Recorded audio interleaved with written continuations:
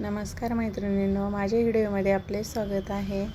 तर ब्लाऊजवरती आपल्याला डिझाईन बनवायची आहे. तर त्याच्यासाठी बघा असा मी कॅनव्हास पेपर घेतलेला आहे. तर आपल्याला ही डिझाईन बनवायला कॅनव्हास पेपर लागणार आहे. त्याच्यामुळे असा कॅनव्हास पेपर मी फोल्ड करून घेतला आणि बंद साईड जिकडून आहे त्या साईडनं ब्लाऊजची गळ्याची उंची टाकली. तर उंची जी आहे 10.5 इंच घेतली.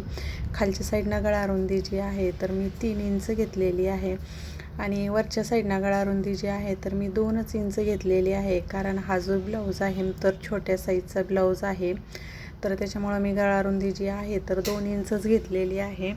त्याच्यानंतर असा चौकोन आखून घ्यायचा आणि नंतर आपल्याला चौकोन आखल्यानंतर आपल्याला गळ्याचा जसा हवा तसा तुम्ही मग नंतर कॅनव्हास पेपरवरती असा आकार जो आहे ते तुम्ही आकार काढू शकता. आपल्याला जसा आकार हवा आहे त्याप्रमाणे. तर मी हे बघा हे असा आकार घेतलेला आहे गळ्यासाठी आणि साईडनं 1-1 इंच जे आहे तर 1-1 इंच असं कॅनव्हास सोडून द्यायचं आणि साईडचं कॅनव्हास जे आहे ते कट करून घ्यायचं.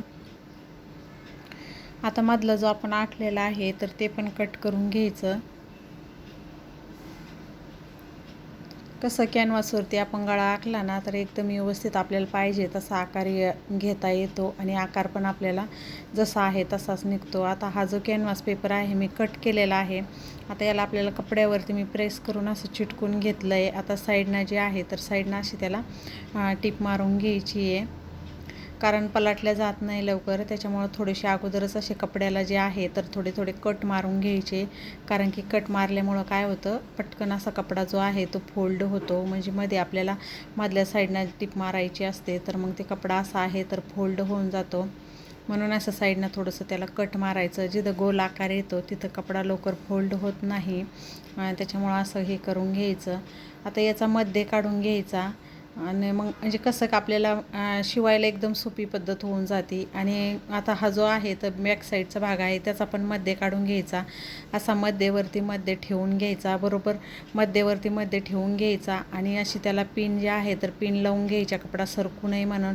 किंवा तुम्ही पिन जरी नाही लावली ना तर सरळ जे आहे तर सरळ मध्येपासून खालीपर्यंत टिप मारून घ्यायची, म्हणजे कुठेही आपलं सरकल्या जात नाही. पण मग मी त्याला टिप न मारता जे पिन आहे तर पिन लावलेले आहे. आणि आता साईडनं जे आहे तर कॅनव्हासच्या साईडनं अशी टिप मारून घ्यायची. एकदम अशी कॅनव्हासला खिटून टिप मारायची. थोडं कॅनव्हासमध्ये कपड्यामध्ये अंतर नाही ठेवायचं. एकदम कॅनव्हासच्या बरोबर अशी टिप मारून घ्यायची. कॅनव्हासवरती नाही मारायची, पण बरोबर अशी कॅनव्हासला एकदम अशी खिटून टिप मारायची.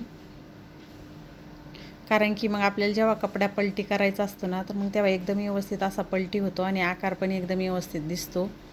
आता हा जो आहे तर एक्स्ट्राचा कपडा कट करून घ्यायचा. मधला कपडा कट करताना आहे ना तो थोडा कपडा सोडून कट करायचं, लगेच शिलाईला खिटून कट नाही करायचं. आणि नंतर जे आहे ना तर अशी कट मारायची, कारण यानं काय होतं पटकन मध्ये पलटल्या जातो. त्याच्यामुळं असे कॉर्नरवरती याच्यावरती असे कट मारायचे. कट मारल्यामुळं कपडा एकदम व्यवस्थित असा मध्ये पलटी केला जातो. आता हा जो कपडा आहे तर आता आपल्याला हा मध्ये पलटी करून घ्यायचा आहे.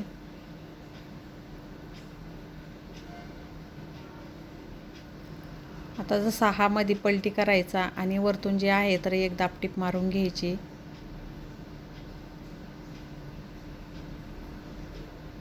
जसा आकार आहे तशी सुई अशी फिरवून घ्यायची.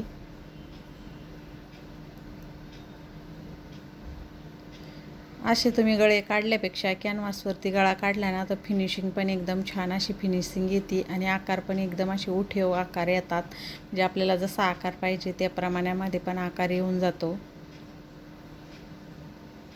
हे बघा आता वरतून दाबटीप मारून घेतली. लगेच पाठीवरचे टक्स जे आहे तर पाठीवरचे टक्स मारायचे आहे. ते टक्स पण लगेच मारून घ्यायचे, कारण मग ब्लाऊज पूर्ण असा बॅक साईड आहे पूर्ण फिनिशिंगमध्ये बॅक साईड पूर्ण आपली होऊन क्लिअरच होऊन जाते. आता पाठीवरची जी पट्टी आहे ना तर मग मी पाठीवरची पट्टी पण लगेच लावून घेते. कारण तुम्ही जर का असं स्टेप बाय स्टेप शिवलं तर मग वेळ पण आपल्याला कमी लागतो. किंवा आता याचा गळ्याचा आकार दिला आणि हा जो पार्ट आहे बाजूला ठेवायचा आणि दुसरा हातात घ्यायचा, तर त्याच्यामध्ये आपलं हे होऊन जातं. एक पार्ट जो हातात घेतला ना तोच पूर्ण कंप्लीट करून घ्यायचा. त्याच्यामुळे आता याला जे आहे ना तर खाली कमरपट्टी लावायची होती, तर मी ही जी पट्टी जी आहे ना तर ही पट्टी पण लगेच लावून घेते. आता ही पट्टी मी मध्ये आहे ना तर अशी मध्येच फोल्ड करून घेते.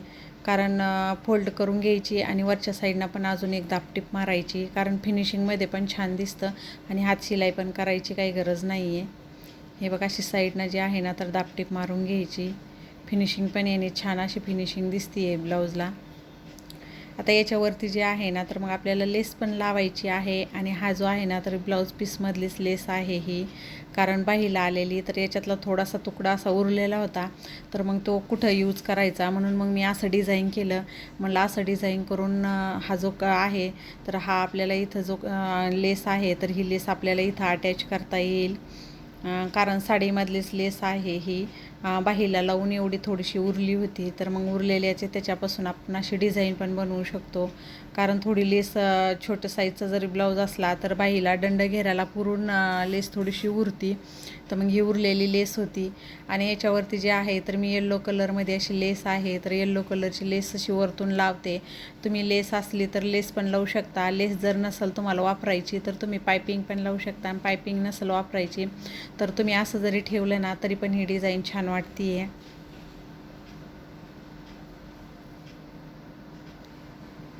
कॉर्नरवरती गेल्यानंतर थोडीशी लेस अशी फोल्ड करून घ्यायची, कारण की मग जसा आपला आकार आहे तसा आकार येऊन जातो.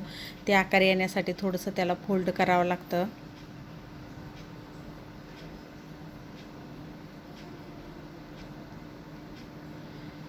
आणि कारण की जे हे आहे साडीची जी लेस आहे ना तर ती कॉन्ट्रास्ट होती, ब्लाऊज पीसपेक्षा कॉन्ट्रास्ट होती. तर ते कॉन्ट्रास्ट असल्यामुळं पण छान असं उठून दिसू लागलं आहे. डिझाईन पण असं छान उठून दिसतं आहे. साईडनं पण एक अशी दाबटीप मारून घ्यायची.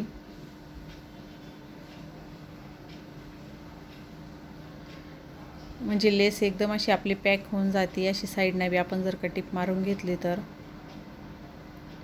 आणि एकदम व्यवस्थित अशी फिनिशिंगमध्ये पण दिसते.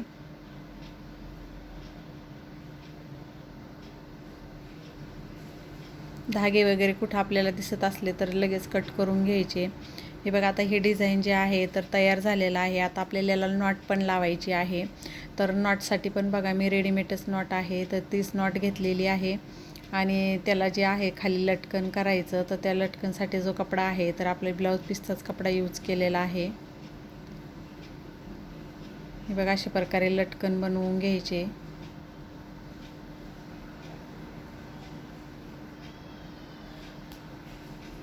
एक्स्ट्राचा कपडा कट करून घ्यायचा आणि त्याला पलटी करून घ्यायचं. तर आता आपले लटकन जे आहे ते पण तयार झालेले आहे.